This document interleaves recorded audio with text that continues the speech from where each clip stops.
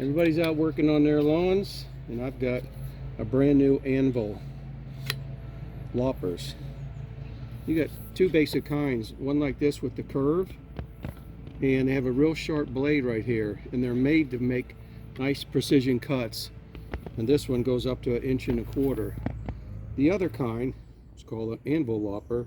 This is the brand name, but it's made for smashing things where you don't care how smooth the cut is.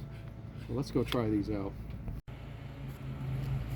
I guess I'll start doing this. After each use and before storing, tools should be cleaned with mild dish soap and soft brush to remove sticky sap.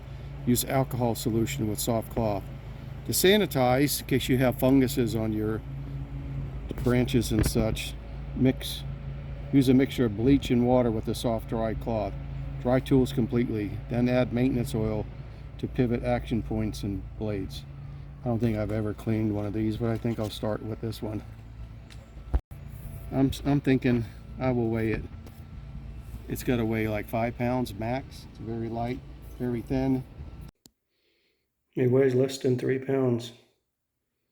It's not wood, it's not fiberglass, it's metal.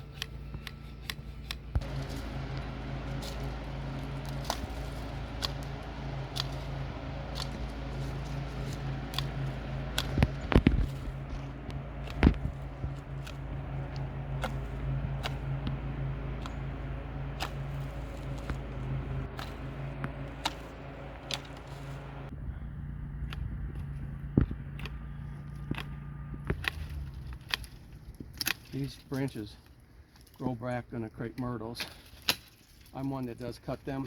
Some people don't. But I don't want the tree to be 30 feet tall.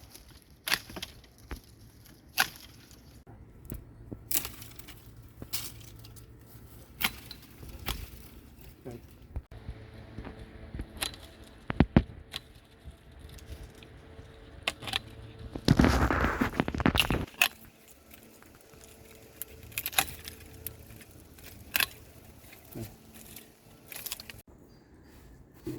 Let's give it a good cleaning, a rag with soapy water.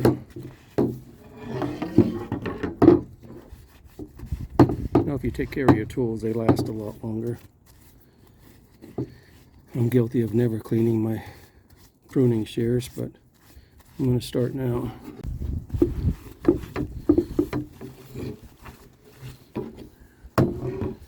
They are sharp. I like them. They feel good in the hand. They're not burdensome from a weight perspective. Sharp as can be, and there's no play here. It's as tight as can be. One screw does it, not a multiple screw one.